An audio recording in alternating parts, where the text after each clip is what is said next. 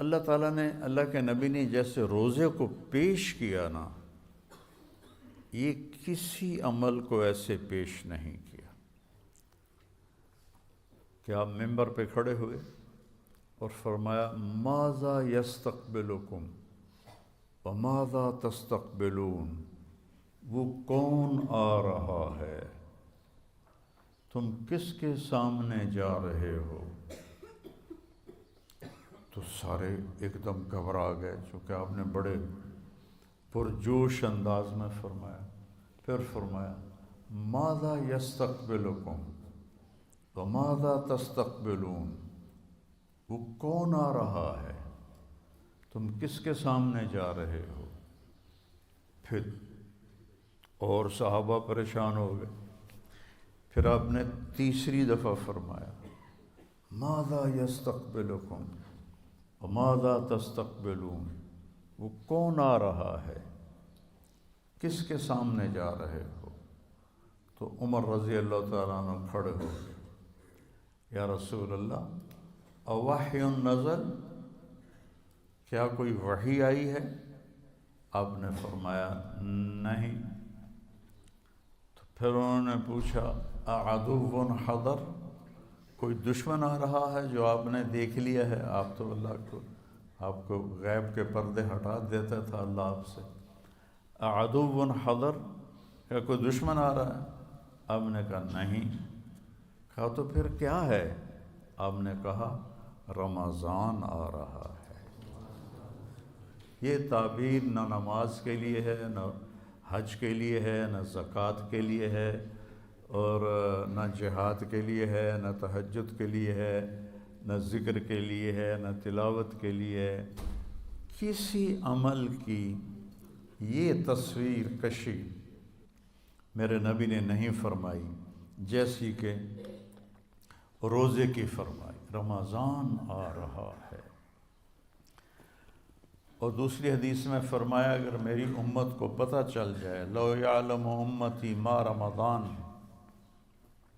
لتمنت ان تکون السنۃ کلھا رمضان، اگر میری امت کو پتہ چل جائے کہ رمضان کی کیا قیمت اور کیا فضیلت ہے، تو سارے تمنا کریں کہ کاش سارا سال ہی روزے ہوتے، سارا سال ہی رمضان ہوتا۔ تو پھر اللہ تعالیٰ نے اس کی فرضیت کو یا ایھا الذین آمنوا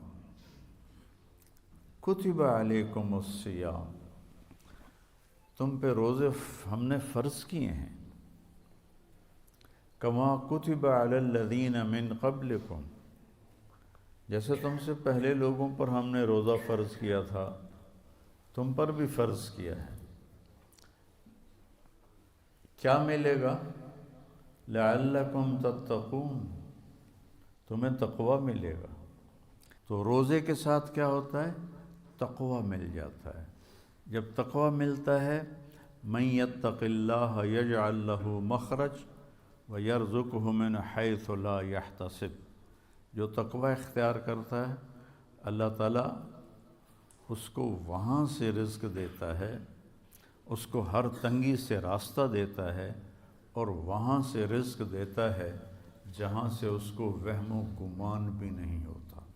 اب یہ راستہ صرف مسلمان کے پاس ہے کہ اگر وہ تقوی اختیار کرتا ہے تو اسے اللہ وہاں سے دے گا جس کا اس کو وہم و گمان بھی نہیں ہوگا۔ من یتق اللہ یجعل لہ من امرہ یسرا، جو تقوی اختیار کرے گا اللہ اس کے لیے آسانیاں پیدا کر دے گا۔ من یتق اللہ یکفر عنہ سیئاتہ ویعظم لہ اجرا، جو تقوی اختیار کرے گا اللہ اس کے گناہوں کو معاف کر دے گا، صاف کر دے گا۔ یکفر کا مطلب ہوتا ہے نشان مٹا دینا، عفا کا مطلب ہوتا ہے چھپا دینا، اور تکفیر کا مطلب ہوتا ہے نشان مٹا دینا۔ اللہ ان کے گناہوں کے نشان مٹا دے گا اور ان کا اجر بہت زیادہ کر دے گا۔ ان تصبروا وتتقوا لا يضركم كيدهم شيئا ان اللہ بما يعملون محیط۔ تم صبر اور تقوی اختیار کرو تو دشمن کی کوئی چال تمہارے اوپر کارگر نہیں ہوگی، اللہ ان کا گھیرا ڈالے ہوئے ہے، ان کے گرد گھیرا ڈالے ہوئے ہے۔ تو روزے کا صلہ بتایا گیا ہے تقوی، کہ اس سے انسان کو تقوی حاصل ہوتا ہے، اللہ کی خشیت، اللہ سے حیا کو تقوی کہتے ہیں۔ ایک گناہ نہ کرنا کہ دوزخ میں جاؤں گا، یہ بھی ایمان کا حصہ ہے۔ ایک گناہ نہ کرنا کہ مجھے اللہ سے شرم آتی، مجھے اللہ سے حیا آتی ہے، یہ حیا کا جو درجہ ہے یہ خوف کے درجے سے بڑا ہے، خوف کے درجے سے حیا کا درجہ بڑا ہے۔ تو روزہ واحد عمل ہے جس کے پیچھے اللہ تعالیٰ نے فرمایا کہ تمہیں تقوی نصیب ہوگا، اور اللہ کے نبی کا فرمان ہے من صام یوما تطوعا ثم اعطی ملء الارض ذهبا لم یستوف ثوابه دون یوم الحساب، کہ جس نے نفلی روزہ رکھا، نفل جو آپ کی نفل زائد کو کہتے ہیں، جس نے نفلی روزہ رکھا اور پھر اس کے بدلے میں پوری دنیا سونے سے بھر کے اس کو پیش کی گئی، 7 بر اعظم سونے سے بھر کے اس کو پیش کیے گئے کہ یہ آپ کے روزے کا بدلہ ہے، تو میرے نبی نے فرمایا کہ یہ سونے سے بھرا ہوا جہان اس نفل روزے کا بدلہ نہیں بن سکتا، صرف قیامت کے دن اللہ ہی اس کا بدلہ عطا فرمائے گا۔ تو فرض روزے کو حضرت علی نے فرمایا جو ایک روزہ چھوڑ دے فرض اور پھر قیامت تک روزے رکھتا رہے، زندگی بھر نہیں، قیامت تک زندہ رہے اور روزے رکھتا رہے، تو اس ایک فرض روزے کے اجر کو حاصل نہیں کر سکتا۔